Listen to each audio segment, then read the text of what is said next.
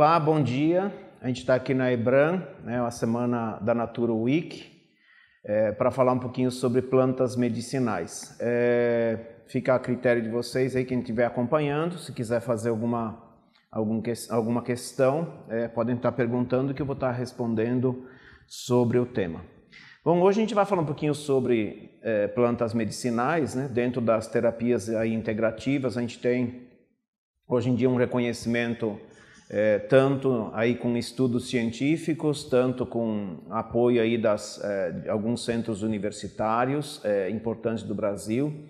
E a gente tem também muito apoio. Hoje em dia a gente tem a planta medicinal reconhecida dentro do SUS, inclusive, muitos municípios já estão começando a adotar as plantas medicinais aí no cuidado básico da saúde. Bom, eu vou falar um pouquinho sobre o meu trabalho. Eu já trabalho com plantas medicinais há muitos anos, e aí dentro desse trabalho eu gostaria de compartilhar com vocês um pouco de conhecimento aí dentro dessa semana.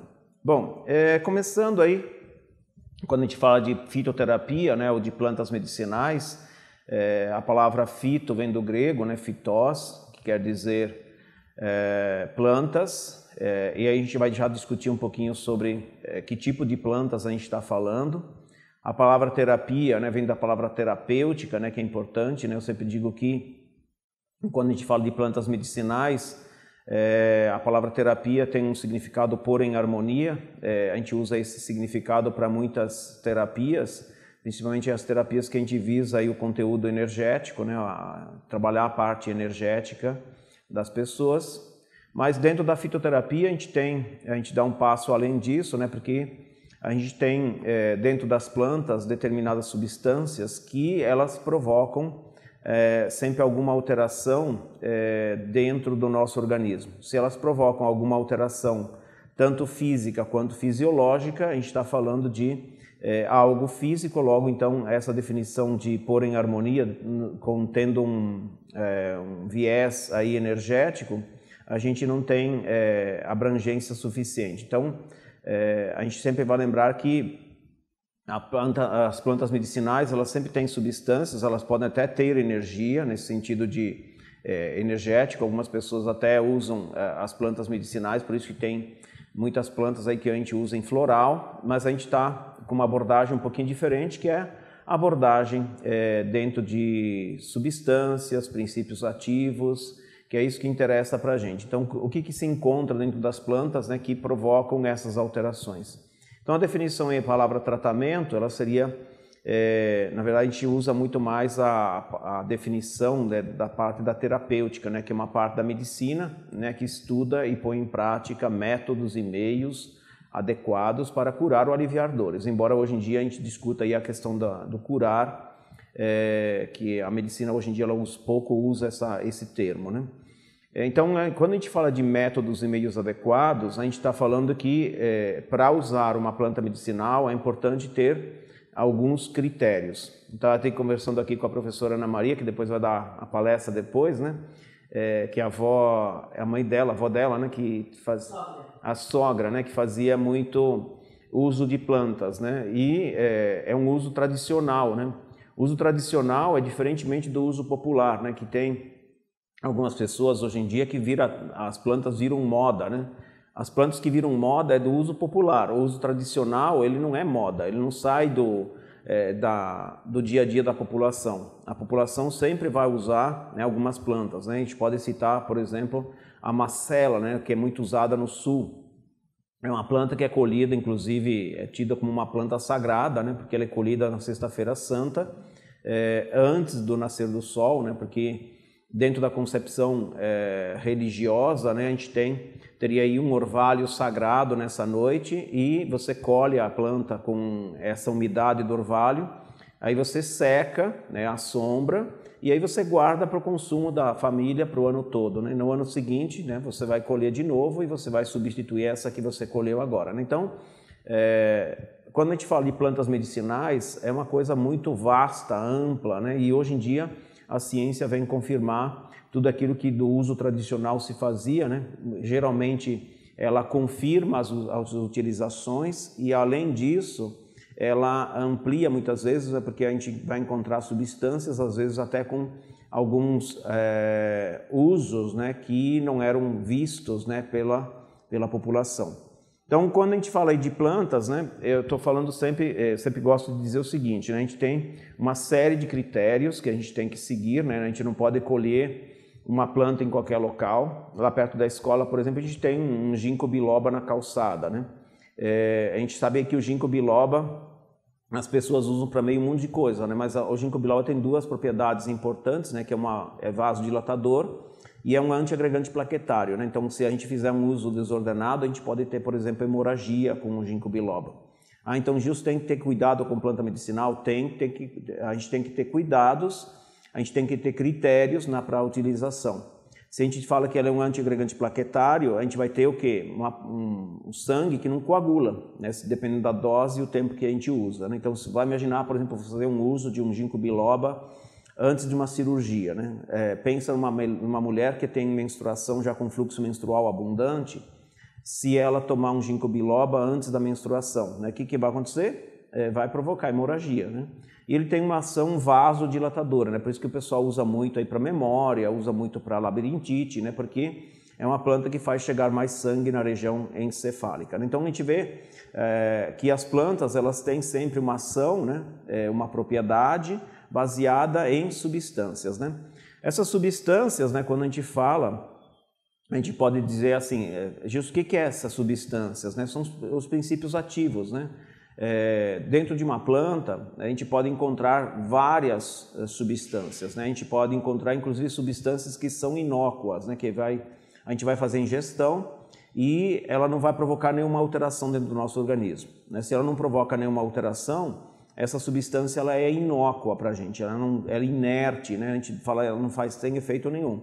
Embora quando a gente analisa, né, a planta medicinal como um todo, é importante observar que essas substâncias, às vezes, elas vão determinar uma velocidade de absorção mais lenta ou mais rápido, dependendo da combinação de substâncias que tem. A gente, dentro da fitoterapia, a gente não faz processo de purificação. Quando a gente pensa em medicamento, o medicamento ele tem uma purificação. É um exemplo, né? Se a gente pensar no café, você consome o café lá, todos os dias, você não fica separando uma substância ou outra, né? Já quando a gente pensa no medicamento, a gente vai lembrar que eles extraem a cafeína, então a gente tem um processo de purificação.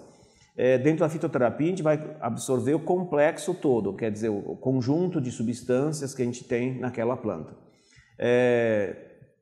Então, assim, lembrar sempre, né, que é importante a gente entender que dentro de uma planta, né, muitas vezes a gente tem erroneamente, né, do ponto de vista popular, que uma planta ela é natural, logo ela faz bem, né? A gente tem que tomar muito cuidado com isso, né, porque a planta realmente ela é natural, mas ela pode matar, né? A gente vai lembrar sempre, eu gosto muito de contar, né, todo mundo deve ter estudado já os pré-socráticos, Sócrates, a filosofia, né?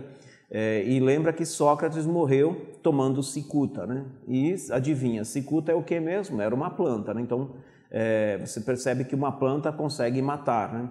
E não é só ela, né? A gente tem uma série de plantas, né, que são altamente venenosas, tóxicas, né?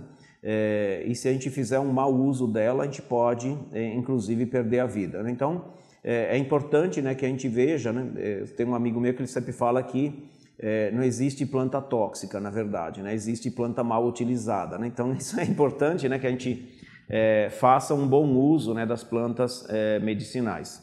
Bom, o que se encontra então dentro de uma planta? A gente vai encontrar substâncias que podem ser chamadas de primárias. Então quando a gente pensa, um exemplo, né, vou pensar o consumo de usar uma planta, e eu olho para ela como eu quero uma fonte de proteína, ou uma fonte de vitamina, uma fonte de sais minerais, ou de lipídios, né?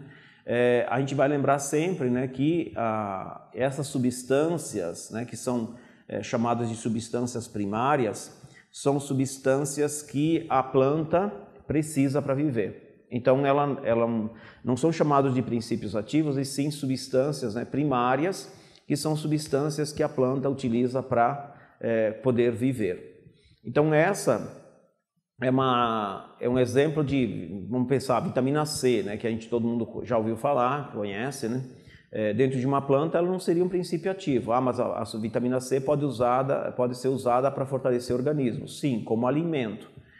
Pode ser usada como medicamento? Pode, né? Vamos pensar uma pessoa que tenha um escorbuto, por exemplo, uma ausência muito grande de vitamina, faz uma suplementação, né? Suplementação são 10 vezes do que a gente tem na dose diária indicada. Então a gente tem um medicamento.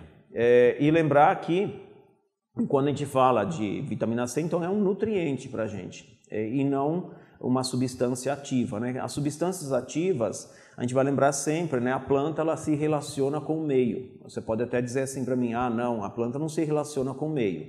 Sim, todas as plantas elas têm uma relação com o meio e elas conhecem exatamente onde elas estão, onde elas vivem, né? Por isso que muitas vezes quando a gente tira uma planta do ambiente onde ela está acostumada, onde ela é nativa, ela precisa ser adaptada, porque ela não consegue viver em ambientes diferentes de uma hora para outra. Ela precisa ser ambientada, aclimatada naquele ambiente novo. Porque ela vai ter insetos diferentes, ela vai ter micro-organismos diferentes, né? O solo vai ser diferente. Então você não consegue provavelmente produzir uma planta fora do ambiente dela, fora do habitat dela, né?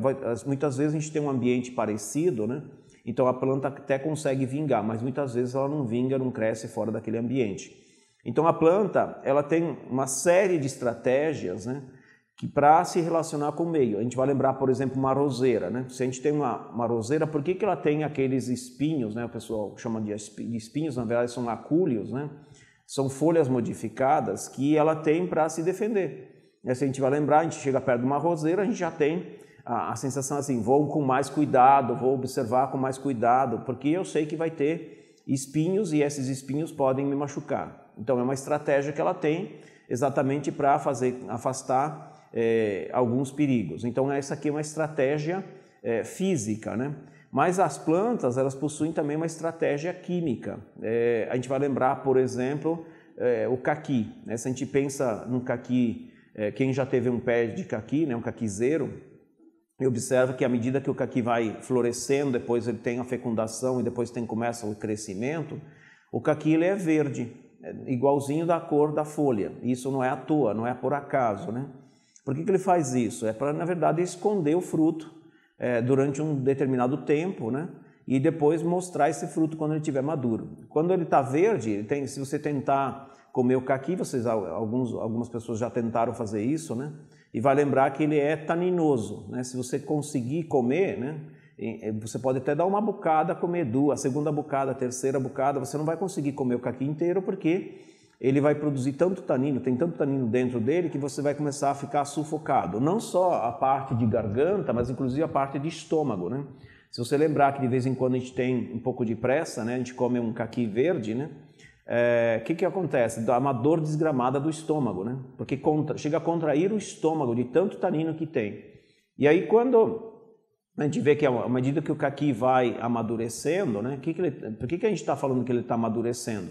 Se a gente olhar dentro do fruto, né, qual que é o objetivo do caquizeiro? O objetivo do caquizeiro é conseguir se perpetuar. Essa é a missão dele, né?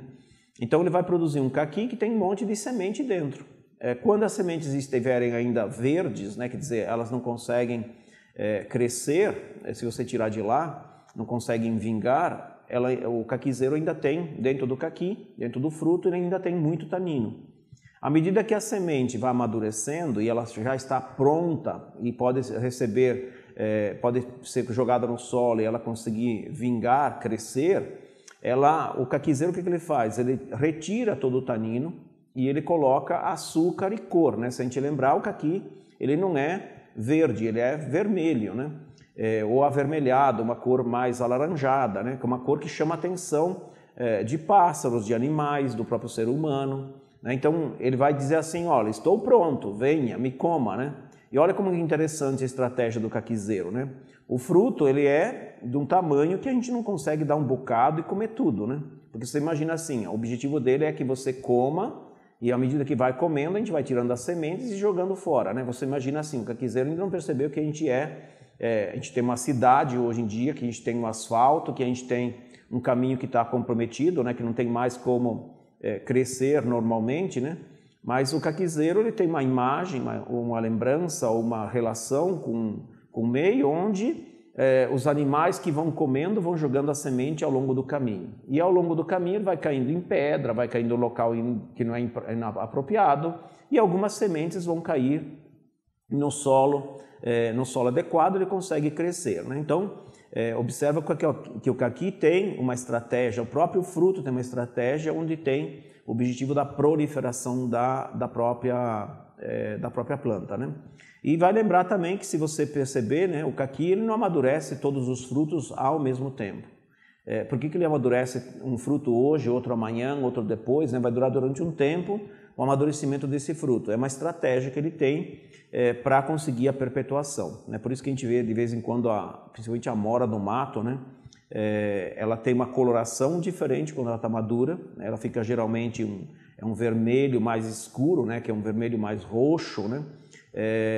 E mostra que está dizendo assim, ó, estou pronto, estou maduro aqui, mas o cacho nunca amadurece todo, né? Então a gente percebe que tem uma estratégia de amadurecimento de tempo diferenciado, e a gente percebe também que tem os frutos tendo bastante sementes. No caso da amora do mato, ela tem muitas sementes no único frutinho. A gente vai lembrar, quem não conhece, né, a framboesa é assim, da mesma estratégia, dá cachos grandes, ela tem espinhos, ela tem coloração e ela tem um monte de sementes dentro, né? Se a gente vai mastigando, a gente tem parece umas pedrinhas dentro, né? Quer dizer, a semente é dura, né? Exatamente para a gente não conseguir quebrar e a gente jogar ao longo do caminho. Ou, né, no caso do ser humano, a gente pode fazer cocô, né? A planta ainda não descobriu que a gente faz cocô no banheiro, né? Mas antigamente se fazia onde? Na natureza, né? Então, você colocou as sementes aí que passaram pelo aparelho digestório, não teve digestão, né? Porque exatamente ela está protegida, né? Tem uma coisa, a estrutura física ali que impede a destruição dela, estando dura e tendo fibra, né? Por exemplo, no caso da gente não consegue digerir.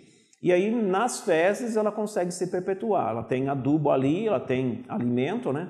E ela tem uma umidade durante um determinado tempo que ela consegue crescer. Então, dentro dessa relação das plantas com o meio, a gente vai ver sempre que tem estratégias que são químicas, né? E essa estratégia química pode servir para a gente e para a nossa saúde. Então, se você lembrar, um manjericão que você tem na tua casa aí plantadinho, né? Você não tem um manjericão, ele não tem cheiro, porque ele fala assim, o ser humano me plantou aqui, ele vai querer comer uma salada temperada, né? Vou preparar aqui um temperinho legal para ele. E, na verdade, ele tem aquele cheiro, né? Porque exatamente ele ajuda a afastar insetos, né? E a gente vai lembrar que quando o manjericão começa a florescer, ele libera um outro cheiro, né? Que são lá nas flores, que ele vai precisar agora de inseto, de outro tipo de insetos, né? O primeiro lá nas folhas, ele tem um cheiro para espantar insetos, então ele é um repelente. E o segundo cheiro que tem lá nas flores são exatamente para atrair polinizadores, né? Então são outro tipo de insetos que não vão destruir a planta, vai auxiliar, né, para a mistura aí da parte genética da planta, né? Ela precisa que haja polinização, então que a abelhinha, por exemplo, passa de uma flor em flor, ela vai misturando o pólen de uma flor para outra, né? Então é uma estratégia química envolvida.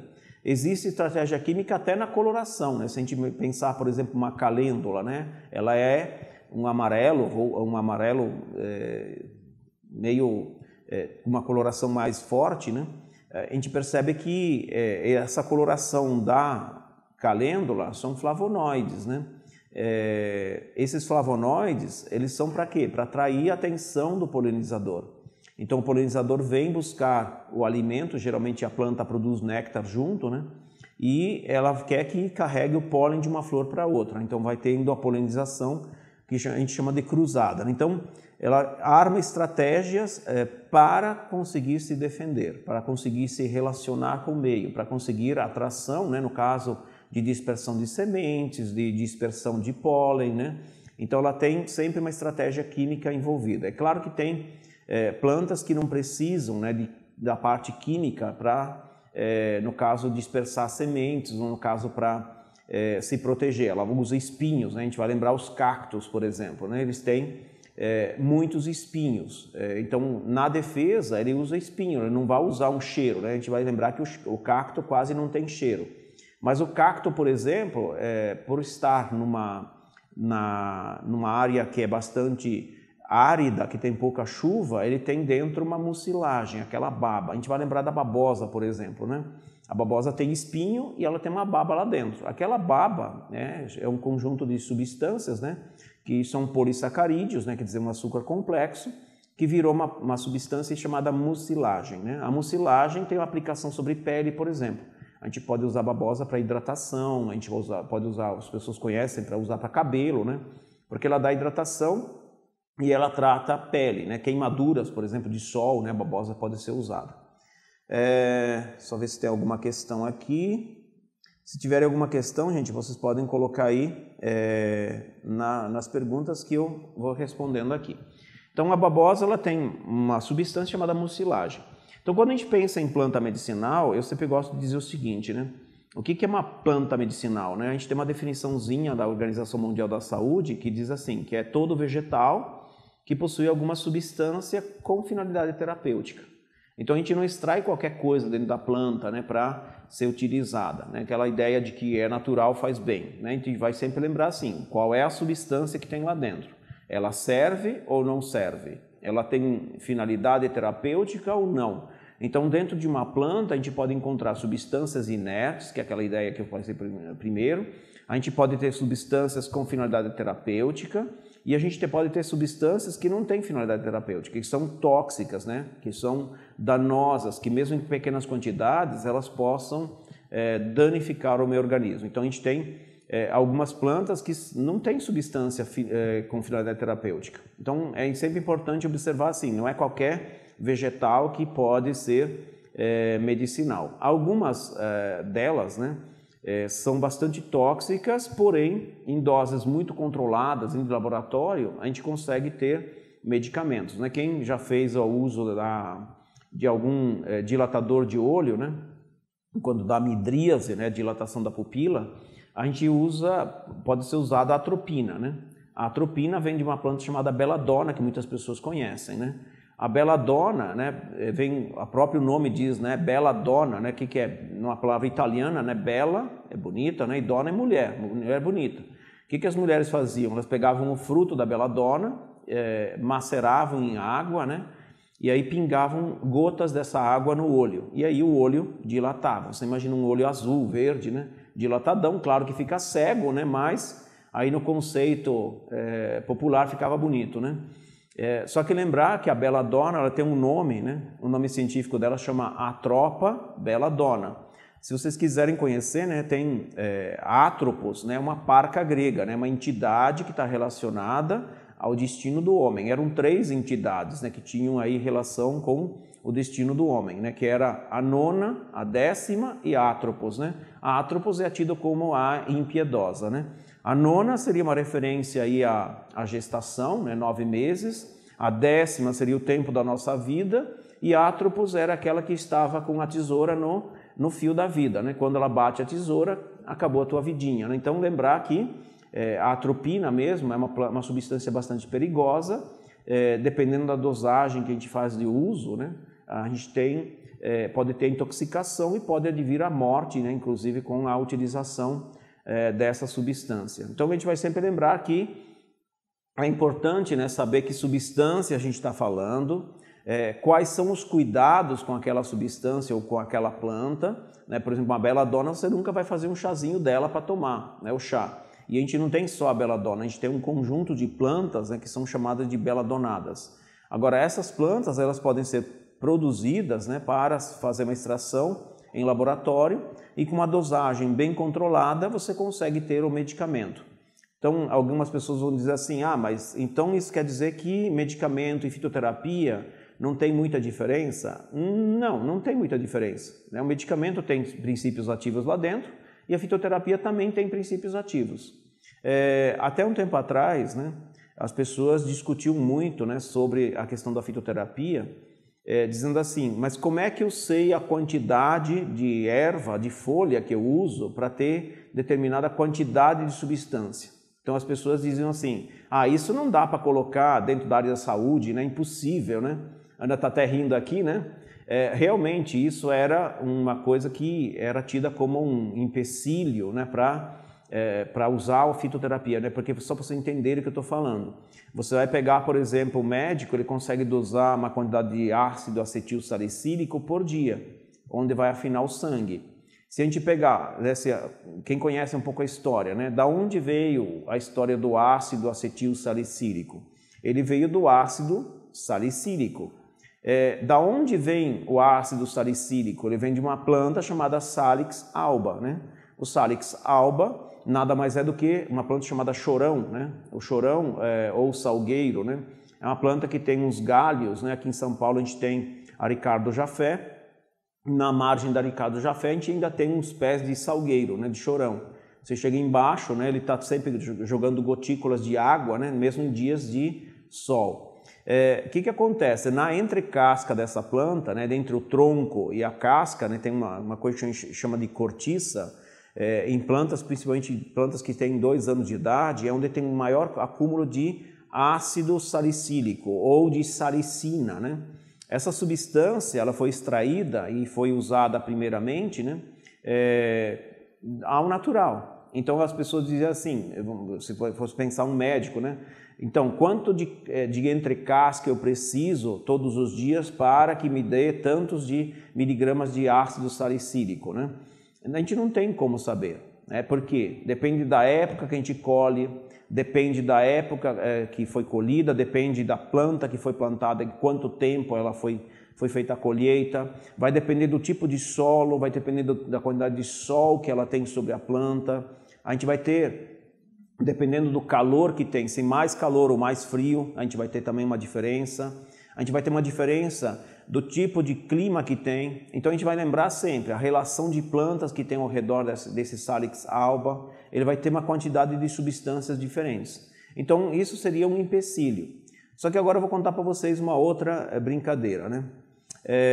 Hoje em dia vocês devem lembrar que, por exemplo, a utilização de antibiótico, né, tá um problema sério, né? Porque as bactérias se tornam resistentes muito rapidamente.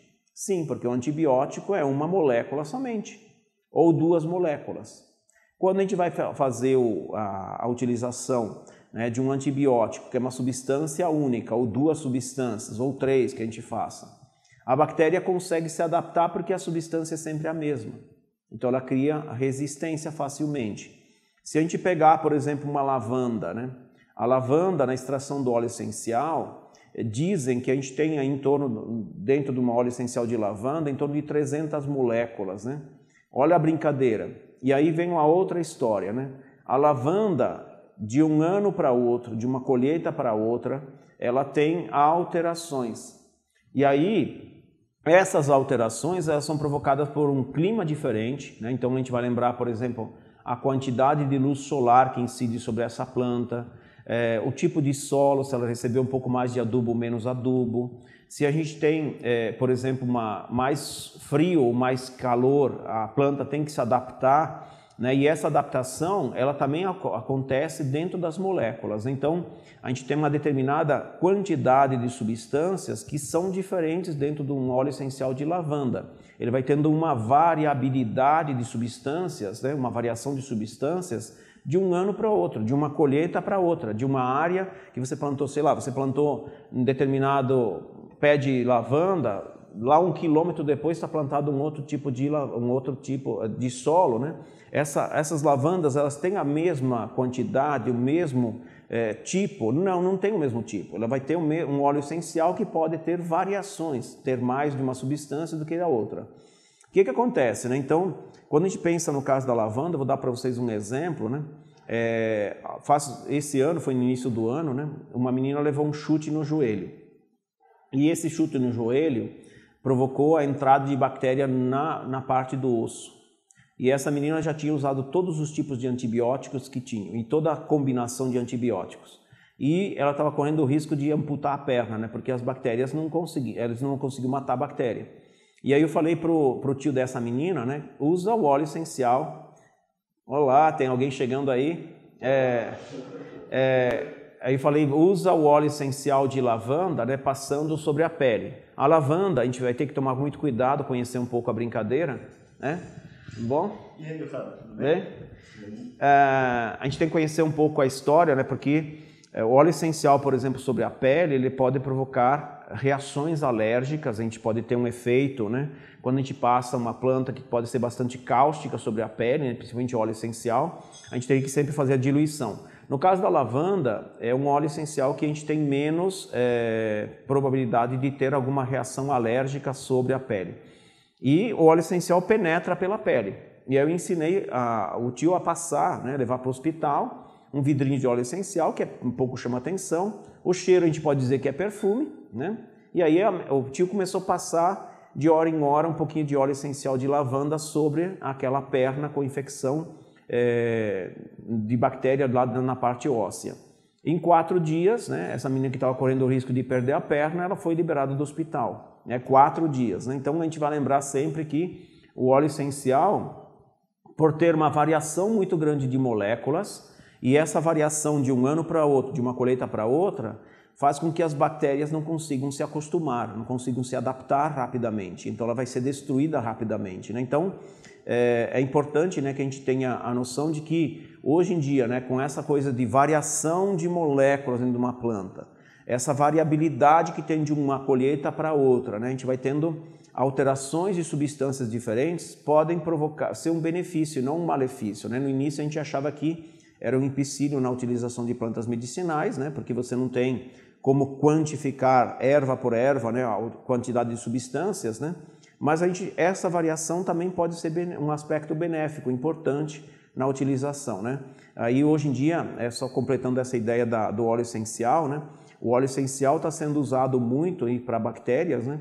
E há alguns especialistas que dizem, inclusive, que vai ser uma grande opção, né, para tratamento de bactérias, porque a história dos antibióticos exige muitos anos de estudo, né? Então grandes laboratórios estão abandonando a pesquisa de antibióticos, então a gente vai tendo cada vez menos antibiótico no mercado e eles geralmente, né, em pouco tempo, eles são superados, quer dizer, há bactérias que criam resistência àquele antibiótico.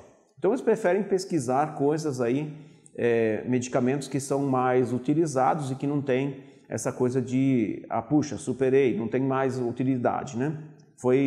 Tem uma resistência em relação a bactérias. Então, provavelmente os óleos essenciais, eles vão ganhar muito espaço daqui para diante, né? Porque eles acabam matando mais bactérias, essa variabilidade acaba sendo um benefício, né? Porque você vai tendo uma mudança de um ano para o outro, né? Uma colheita a outra, ou de uma extração a outra, né? Então as bactérias não conseguem se acostumar com essa variação tão grande, né, de moléculas e, ao mesmo tempo, essa variação de um ano para o outro. Se tiver alguma questão, alguma pergunta, um banho de informações, aprendendo muito. Se tiver alguma questão, vocês podem estar fazendo que eu vou. A Gisele está dizendo aí, obrigado, Gisele. Vocês podem perguntar que eu vou respondendo aí. Posso fazer uma pergunta? Pode, claro. Bom dia, Gilson. Bom dia. Primeiro, agradecer imensamente você de estar aqui. Eu que agradeço o convite, né? Seu trabalho aí, como você comentou, de anos, né, na fitoterapia.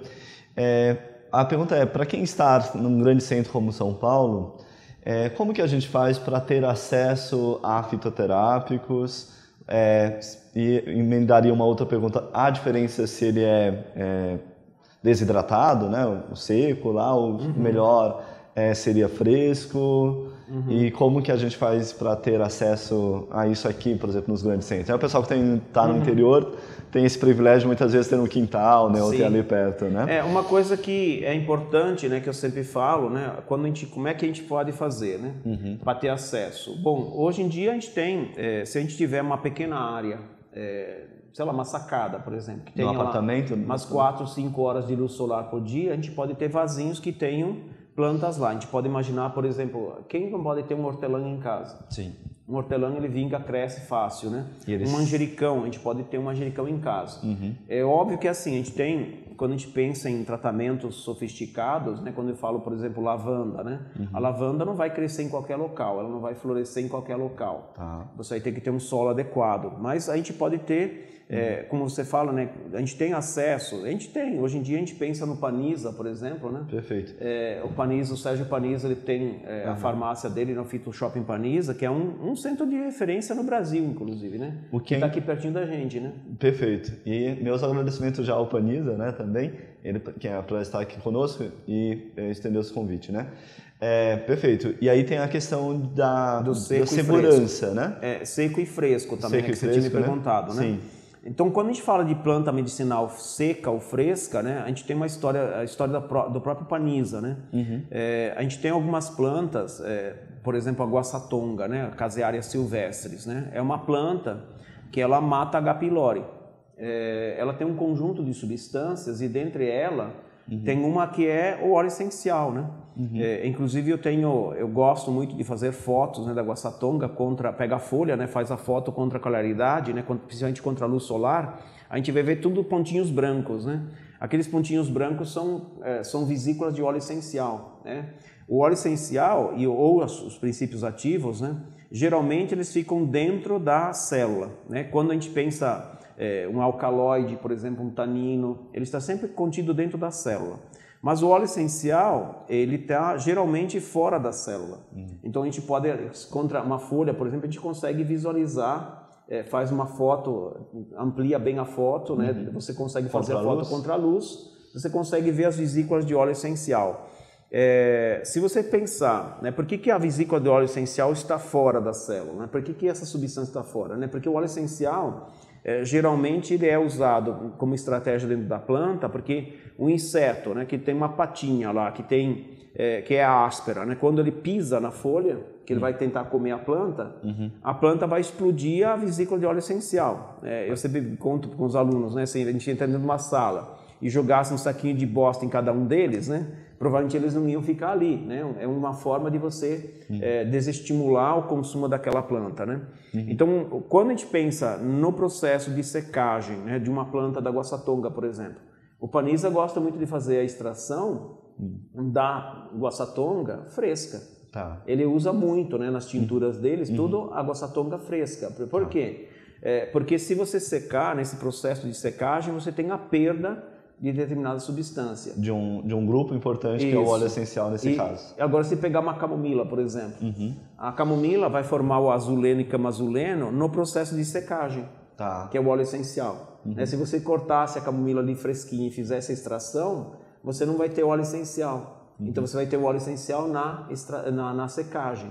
No processo de secagem, você vai tendo um conjunto de reações que dá, e no final vai dar o óleo essencial lá. Então, é a coisa assim, isso é tão maravilhoso, né? Porque você pode imaginar assim, Gilson, então exige muito estudo? Exige muito estudo, né? Exige assim, o conhecimento de uma planta para outra, né? Então, tem plantas que a gente pode usar frescas, tem plantas que não. A gente vai lembrar, por exemplo, a abacate, né? A folha do abacateiro, ela tem uma substância que é destruída na secagem. Chama abacatina, né? A abacatina, se você fizer o uso da folha, tanto em chá ou uma tintura, alcoolatura, né? Você vai fazer a extração, seja ela por água ou por álcool, ela vai dar uma taquicardia desgramada.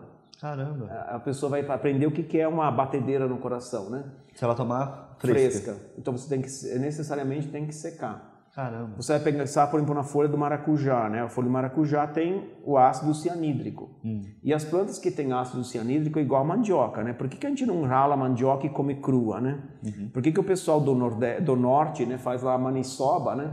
E cozinham 10, 15 dias, né? Porque na folha da mandioca tem ácido cianídrico. Se você não fizer um cozimento bom, né, você vai morrer por intoxicação por ácido cianídrico, né? A mandioca, se a gente pegasse a batata mandioca e começasse a comer, ela é um pouco dura, mas ela é comestível, dá para comer.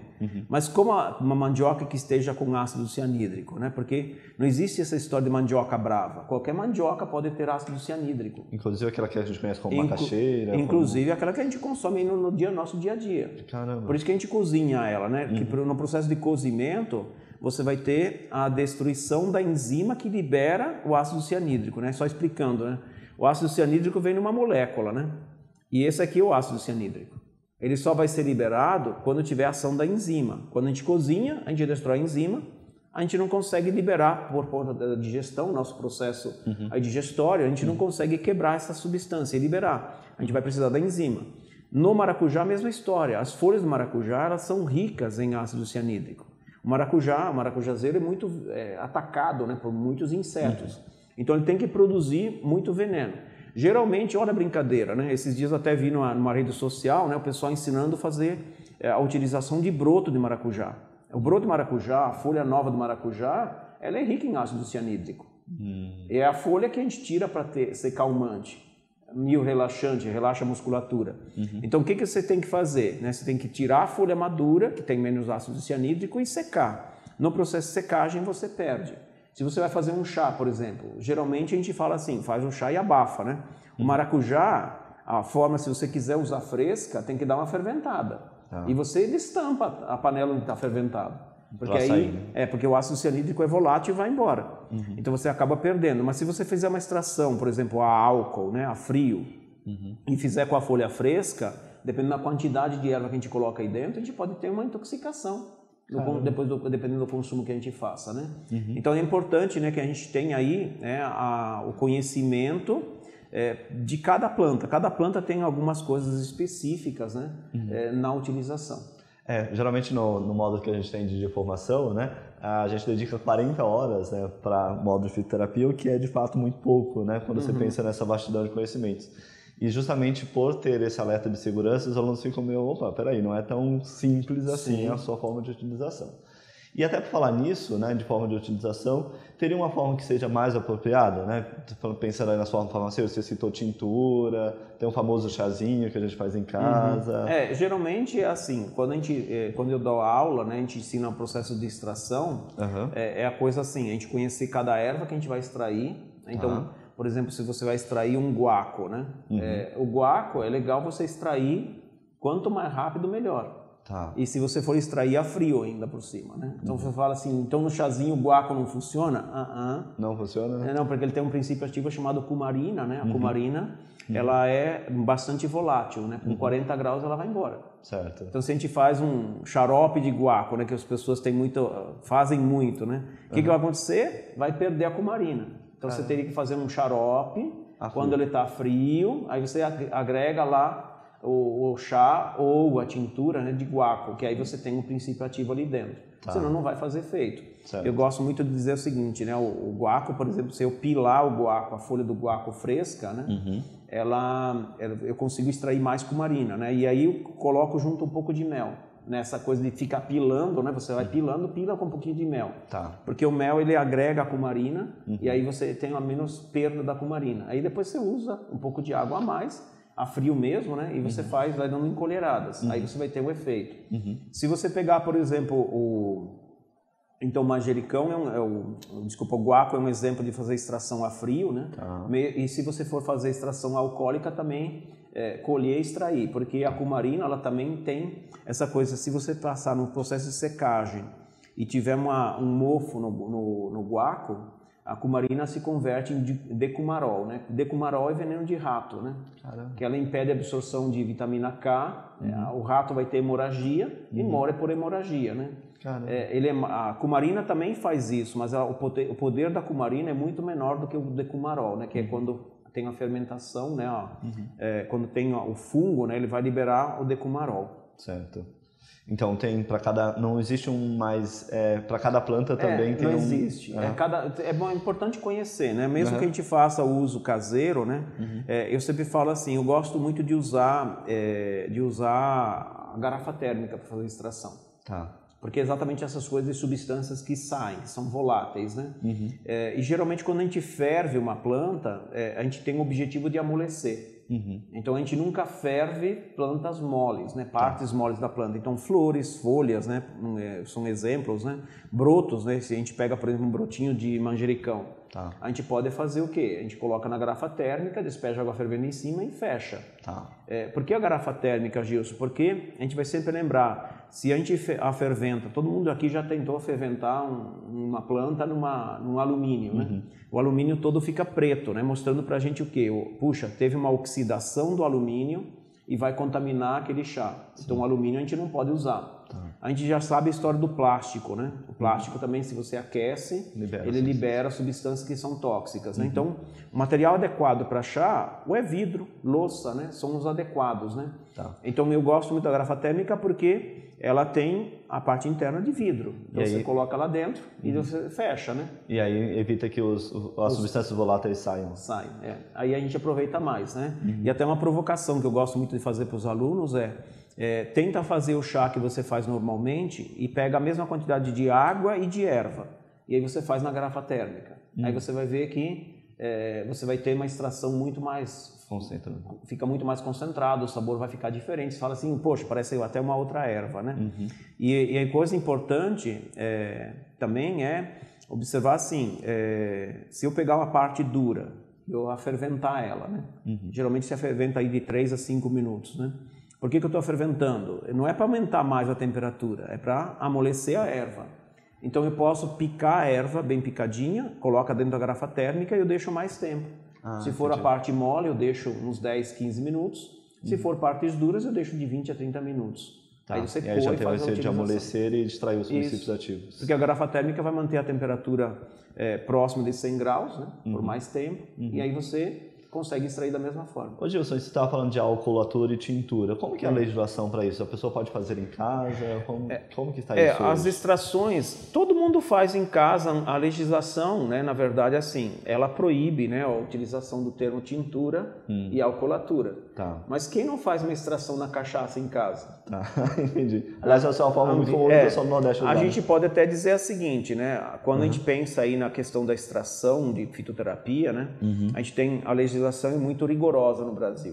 Então, se a gente pensa, por exemplo, no caso de tintura e alcoolatura, eu posso fazer? Você pode fazer para você em casa, né? A Anvisa não vai fiscalizar, não vai arrombar a tua porta e dizer assim, você não pode, para ter o consumo. Agora, se a gente for querer vender, por exemplo, uma tintura, sei lá, montar uma barraquinha na rua e vender tintura, você vai ser preso. Ou mesmo para entregar para o meu cliente. Sim, você vai ser preso, né? Então você tem que tomar muito cuidado, né? Tem que ter esses cuidados aí em relação. Eu posso recomendar, né? E aí tem a história da prescrição, né? A prescrição hoje em dia no Brasil, quem que consegue prescrever fitoterápicos, né? A gente tem médicos, muitas vezes não conhecem. Sim. A gente tem nutricionistas, hoje em dia até tem vários nutricionistas já que prescrevem. Eles têm uma restrição, tem uma série de plantas que o nutricionista não pode prescrever, né? A gente vai pensar, por exemplo, na erva de São João, né, que é o Hipérico perforatum, que é para depressão. Ele é simplesmente uma planta que só o médico pode prescrever. Então, a gente não pode recomendar enquanto terapeuta e o nutricionista, por exemplo, não pode prescrever. Nem a infusão? Nem a infusão. É uma planta que tem uma utilização restrita ao médico. Você pode comprar com receita médica e você pode usar só com receita médica, a não ser que você tenha na tua casa plantado. Ou algum local que venda, né, a erva, você fazer um chá, por exemplo. E tem os farmacêuticos também que podem prescrever. E a mesma história, né? Se o médico só tem uma série de plantas, né, que é de prescrição médica, essas plantas só o médico pode prescrever, né? Então não pode nem o farmacêutico nem o nutricionista. Beleza. E aí assim, é importante, né, quando eu falo recomendação, né, os fitoterapeutas podem fazer recomendação fitoterápica. Tem até livros, né, que ensinam como fazer uma recomendação fitoterápica, você não tem problema. Do Sérgio Paniza, que é excelente, né? No Paniza, né, se alguém quiser, né, tem um livro chamado Como Prescrever e Recomendar Fitoterápicos. Tem modelo de prescrição, tem modelo de recomendação, inclusive, né? Sim. Outra coisa, você tem um diferencial dos seus cursos que você traz as plantas, né, para o pessoal ter contato, etc. Tem alguma planta específica que você tem um carinho maior? Ou eu tenho uma série de plantas que eu gosto muito, né? A minha primeira planta de pesquisa foi a Casearia silvestre, né? A guaçatonga. Que eu estudei exatamente se ela é eficiente no uso dessa planta para H. pylori, para destruir H. pylori. E a gente anexou no trabalho, né? A gente na época não tinha acesso ao laboratório, mas a gente teve acesso, assim, a gente conseguiu acesso a exames, né? Onde a pessoa usou o chá da guaçatonga durante 2 meses e ela negativou H. pylori com exames. Caramba!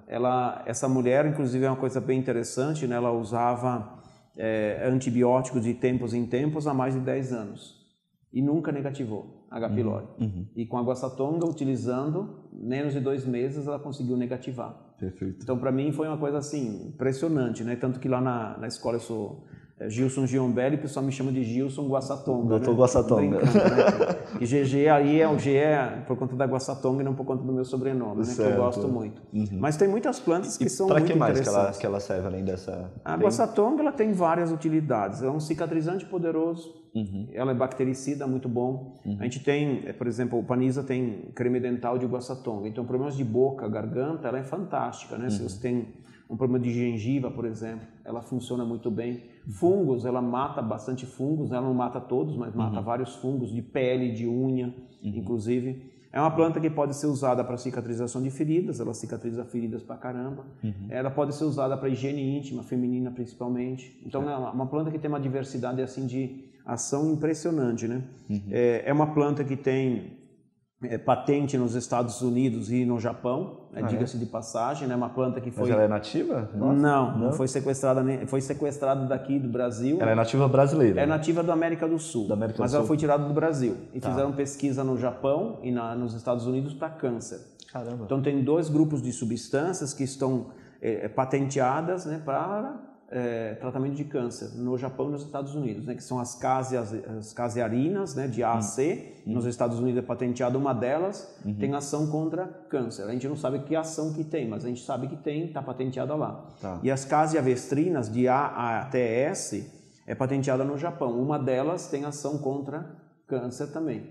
Então é uma planta que até o pessoal usa, né, popularmente para tratamento de câncer, né, um tratamento junto, né, com o tratamento médico, né, pode ser usada. Hoje você fez esse estudo, né, experimental, um estudo de caso, foi isso que eu entendi? Isso. Né? E aí comprovar, naquele indivíduo você tem uma resposta, né, como você está comentando aqui com a gente, e por que não há interesse dos nossos laboratórios em pesquisar isso? Você saberia ou não? Na verdade, assim, eu sei que eu tentei pesquisar, até uma aluna minha tentou pesquisar dentro da USP, uma das dificuldades em laboratório em relação a H. pylori é você conseguir ter a colônia de H. pylori, para você fazer a demonstração de que ela tem uma ação mesmo, né? Então, essa é uma dificuldade. A segunda questão é que eu falo sempre, né? No Brasil a gente tem pouca pesquisa. A gente não tem acesso à pesquisa. É muito difícil. Você está dentro de um centro universitário, você sabe o quanto é complicado, né? A gente ter acesso à pesquisa, incentivo à pesquisa. A gente não tem equipamento, a gente tem pouco dinheiro para sendo patrocinado, né? Você imagina a brincadeira, né, de quanto é complicado você pesquisar, né? E a outra questão é que muitas vezes não há interesse mesmo, né? Da própria indústria. Da própria indústria. Em oferecer isso, né? Então, você citou a guaçatonga, você falou que tem mais. Eu gosto muito da espinheira santa, para aparelho digestório, a Maitenus ericifolia. É uma planta assim fantástica. Para a parte de cicatrização de feridas, eu gosto muito do barbatimão. É uma planta assim, eu acho fascinante, né? Um fascínio, né? Tem um monte de interações medicamentosas, um monte de cuidados que a gente tem que ter, mas é uma planta fascinante. A gente tem, para minha ansiedade, tem várias plantas. Eu gosto muito do mulungu, eu gosto muito da alpínia, eu gosto muito da Melissa officinalis, da erva luísa, né, que é a Luísa trifila. São plantas assim que hoje em dia tem muita gente com ansiedade, você trata assim, é impressionante como que ajuda muito. E como que você escolhe para cada indivíduo qual destas? Existe? Na verdade tem algumas pessoas que, às vezes a pessoa começa a tomar um mulungu, por exemplo, a pessoa tem efeito rebote. É muito raro? É raro, mas tem algumas pessoas que não têm efeito, ou às vezes a pessoa não tem efeito rebote. Então você acaba selecionando uma ou outra, né? Às vezes até a mistura de uma outra, né? Eu gosto muito de selecionar assim, escolher plantas que têm uma toxicidade menor, porque toda planta tem toxicidade, e a gente tem que saber disso, né? Qual que é o risco que eu tenho de tomar um chá. E ao mesmo tempo, né, então uma toxicidade baixa e com efeito alto, né? A gente pega, por exemplo, anti-inflamatório. Eu uso erva baleeira pra caramba. Erva baleeira, tem pessoas que tomam, tem uma senhora que eu cuido agora esse ano, comecei a cuidar no início do ano, ela estava tomando morfina e 4 anti-inflamatórios, ela não conseguia andar. E aí ela começou a tomar erva baleeira, ela largou a morfina, depois foi largando 1, 2, 3, 4, largou os 4 medicamentos. E hoje ela está só com erva baleeira, né? Mas aí está tomando... Ela está tomando e passando. Então a gente imagina assim, uma planta que consegue competir com uma morfina é de respeito? É de respeito. E é nativa brasileira também ou não? É nativa, a erva baleira é nativa. A erva baleira tem uma ação assim impressionante, né? Como que uma planta faz tanto efeito, né? E só tem um medicamento, a gente tem o Paniza que faz a tintura, a gente tem o Paniza que faz um gel, né? Uma loção de erva baleira, e a gente tem uma pomada no mercado de erva baleira, mas a gente não tem comprimido, a gente não tem nada, né? E a gente sabe do efeito que ela tem. E aí, mais uma vez, o meu agradecimento a você, Gilson, e ao Paniza também, porque esse trabalho ele é fundamental, né? Porque a gente vê uma empresa familiar, né? Como a Paniza, os seus laboratórios, que investem, né, uma energia, dinheiro e tudo mais para se manter no mercado, para poder trazer para a gente essas opções, né? Então, caso não houvesse esse esforço, esse trabalho, então por isso que é importante a gente também valorizar todo esse trabalho. Esses centros, né, que vendem ervas, né, de qualidade, não só a manipulação, são de muito respeito. Tem o Paniza, eu gosto muito de citar o Paniza, né? A gente tem outras lojas que vendem, que são confiáveis, né? Porque a gente tem muita falsificação, isso é muito importante. E aí é o que é muito delicado, né? Porque se você indica um fito e o indivíduo não tomou aquele fito, óbvio que não vai dar resultado. Né? Com certeza. Espinheira Santa, erva baleira, mais alguma? Você cita? Mulungu. Eu ultimamente eu gosto muito da Alpínia, né? A Alpínia zerumbete, que é uma planta que a gente descobriu não faz muito tempo que ela ajuda a reconstituir cartilagem de articulações. Uau! E os efeitos assim são impressionantes, né? É uma planta que nos últimos tempos eu tenho gostado de usar muito. Tá, maravilha. Que recado você deixaria aí para quem quer, assim, que está interessado em saber mais sobre plantas, seja para uso próprio, com a família ou para...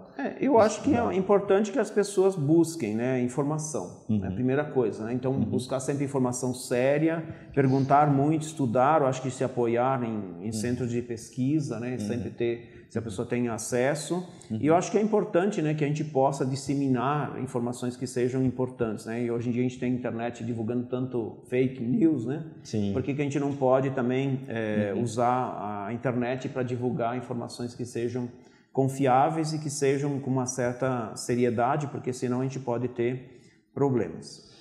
E só, talvez, para a gente finalizar, como é fácil ou é difícil a gente identificar em loco a espécie, a planta? Como que é isso? Geralmente as pessoas não têm muito costume, né? Eu gosto sempre de mostrar a Melissa officinalis, né? Como exemplo. As pessoas olham para a Melissa officinalis e falam assim, é hortelã. Eu falo assim, olha, gente, não é hortelã, nem hortelã, né? Porque as pessoas nunca tocaram, né? E aí quando eu tenho um pé lá na escola, né? E aí quando as pessoas dizem assim, Melissa officinalis parece hortelã, eu tiro uma folha e falo assim, toca e veja se tem a mesma sensação de tocar uma folha de hortelã. Falar, não, é bem diferente. Então, a diferença ela não é só visual, ela é uma diferença também tátil, né? Quando geralmente a gente consegue estar junto com uma pessoa capacitada, né, que consiga identificar, ele te ajuda a mostrar as diferenças entre uma e outra, isso é extremamente importante. Por isso que eu gosto muito, a gente tem lá no próprio sítio do Paniza, a gente tem, faz 1 ano e meio que eu estou lá, a gente tem 250 espécies, né, plantadas. Né? A gente já tem uma coleçãozinha de plantas. Né? Então eu gosto muito de levar os alunos para eles conhecerem, porque quanto mais a gente fica em contato com ela, o cheiro, o jeitão da planta, né, as características morfológicas, tudo isso ajuda muito na identificação. É possível as pessoas de fora conhecerem? Sim, é só quando a gente está marcando agora, o ano que vem vai ter curso lá, e a gente vai também marca de vez em quando, né? Se a pessoa quiser, pode entrar em contato, a gente consegue marcar depois. Muitas vezes a gente leva alunos, né, para lá, para eles conhecerem. Tá. E aí acabam conhecendo as plantinhas lá e conhecendo o sítio. Muito bom. Gilson, muito obrigado mesmo. Posso só responder a resposta da Gisele? A Gisele está perguntando sobre a moreira, né? Se usa a folha da mora, né? A mora tem ação diurética, então é só não abusar na utilização dela, né? E sempre lembra assim, é uma planta que tem fito-hormônio, né? Então, se você tiver uma utilização inadequada, você pode alterar a parte hormonal, né? Então, toma cuidado aí no caso da gravidez, né? Um cuidado que tem que ter, né? E cuidado aí com a parte renal para não forçar demais o rim, né? Usando em demasia, né? É um dos cuidados que tem, é um fito-hormônio que tem aí. Tá. E para que ela é indicada? Eles fazem muito para reposição hormonal, né? Calorões do climatério, por exemplo. Muito bom. É uma planta que eu não tenho muito uso, né? Mas eu conheço ela porque eu acabei estudando, né? Eu gosto mais de uma planta chamada Simicífuga racemosa, né? Para a parte de reposição hormonal. Semicífuga. Simicífuga. Maravilha. Meu caro, uma grande honra ter você aqui. Obrigado. Vocês podem, né, ter o contato aí com o professor Gilson, que faz um trabalho já há bastante tempo e mais do que um trabalho sério, né, com credibilidade e um trabalho que é importante para a gente divulgar, inclusive o trabalho na mídia, né, Gilson, que você tem feito recentemente. Eu tenho feito, a gente tem lá na escola tem um canal, né, que a gente procura fazer alguns vídeos, né? Eu tenho alguns página, programas de TV também. Isso, né? Eu fui na TV, na rede TV fui algumas vezes, né? O pessoal convida, a gente acaba aproveitando, né? Porque a gente consegue passar muita informação para muita gente, né? É isso, muito bem. Obrigado, Gilson. Obrigado a você. A gente vai dar um intervalo breve e aí nós já voltamos com a professora Ana Maria Caramujo falando sobre psicossomática. Então, até já.